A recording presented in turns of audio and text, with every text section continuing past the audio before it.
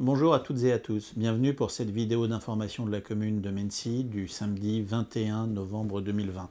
Tout d'abord, cette semaine a été marquée par des dégradations absolument inadmissibles, scandaleuses sur la commune.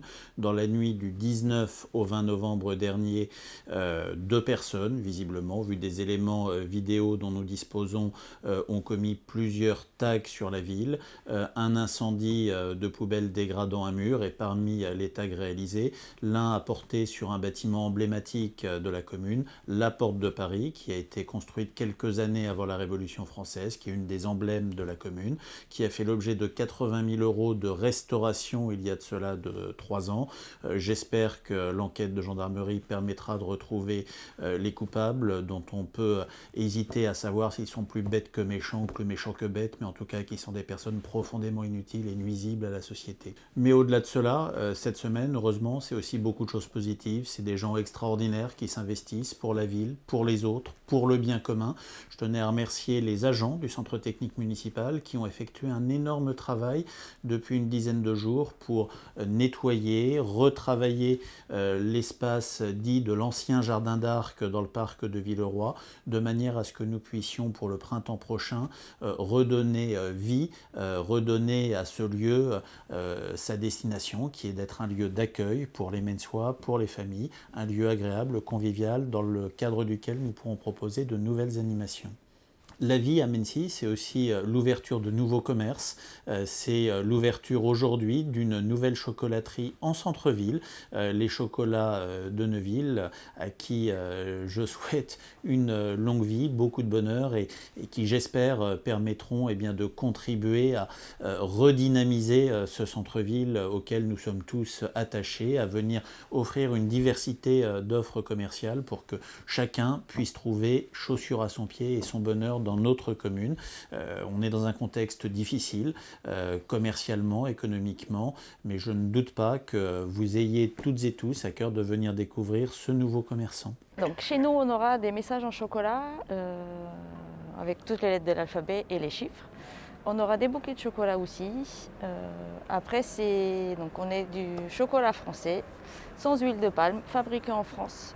Voilà, c'est une petite ville sympa. J'ai cherché un centre-ville, donc Mennecy, c'est bien. Parallèlement à cela, les travaux de rénovation de l'avenue d'Arblay se poursuivent, sauf intempéries majeures, j'espère que ceux-ci seront terminés avant les fêtes de fin d'année et vous allez découvrir comment ces travaux sont énergétiquement vertueux et nous permettront de consommer beaucoup moins d'énergie et de faire des économies sur nos factures. Dans le cadre de la requalification de l'avenue d'Arblay, la mairie a souhaité changer les candélabres et on a mis des candélabres à LED. Ces derniers vont permettre de faire des économies d'énergie. Il y a eu également un nouvel aménagement paysager. Alors cet aménagement, il se résume par la plantation de 2 alignements d'arbres, mais également la mise en place de diverses plantes qu'on appelle des vivaces. Alors ces vivaces, elles permettent des économies d'eau. Ces aménagements rentrent dans le cadre du développement durable et justement, toutes ces plantations, elles permettent de lutter contre les îlots de chaleur. Après les travaux d'aujourd'hui, les travaux de demain, les travaux à venir, ceux qui ont besoin de financement, nous avons eu le bonheur d'avoir des votes extrêmement importants lors de la commission permanente du 18 novembre, de mercredi dernier à la région Île-de-France. Le premier qui a été le déblocage d'1 400 000 € de la région Île-de-France pour la réalisation du 2e tronçon de la desserte du Val d'Essonne qui va être réalisé par notre communauté de communes et qui permettra de venir désengorger une partie de la commune en reliant l'arrière de la zone d'activité de Montvrin 2 à la zone d'activité des Haies Blanches, ce qui permettra d'avoir un saut de l'actuel rond-point des pompiers, de cette portion de la RD 191.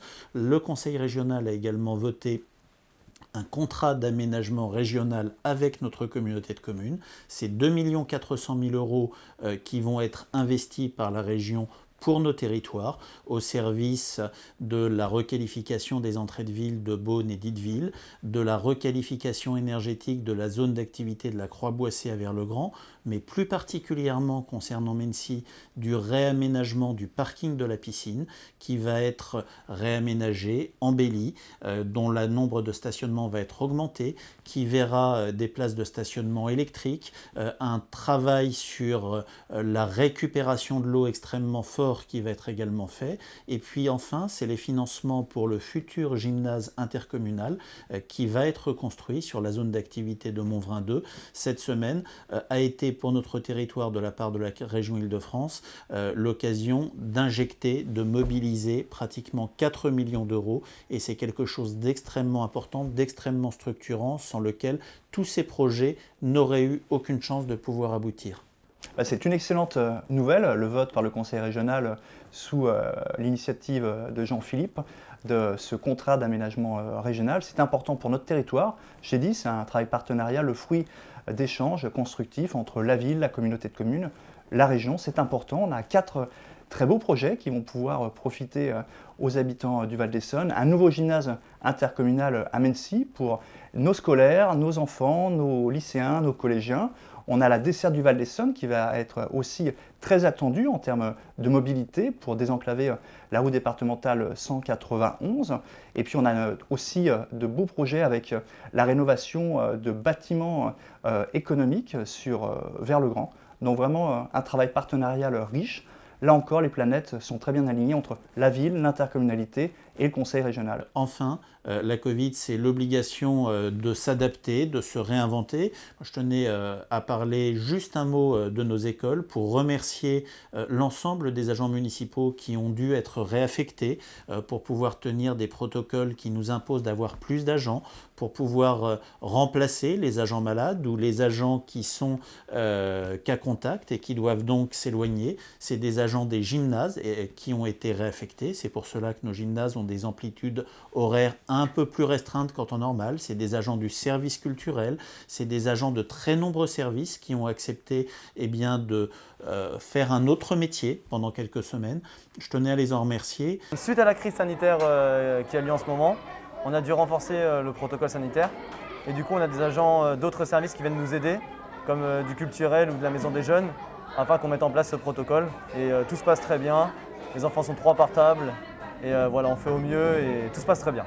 Et je voulais vous inviter également à découvrir le travail qui est fait par notre prestataire en termes de restauration alimentaire pour maintenir malgré tout et malgré les difficultés qu'il connaît lui aussi, la continuité du service public et permettre aux quelques 1300, 1400 enfants qui fréquentent chaque jour les cantines de la ville de pouvoir continuer à y déjeuner. On a travaillé sur le changement des recettes pour bannir tous les produits industriels. Donc on a enlevé avec notre partenaire du Casse Conseil tout ce qui était fond déshydraté, tous les liants industriels. Et puis effectivement, on est maintenant aussi en réalisation pour bannir les perturbateurs endocriniens.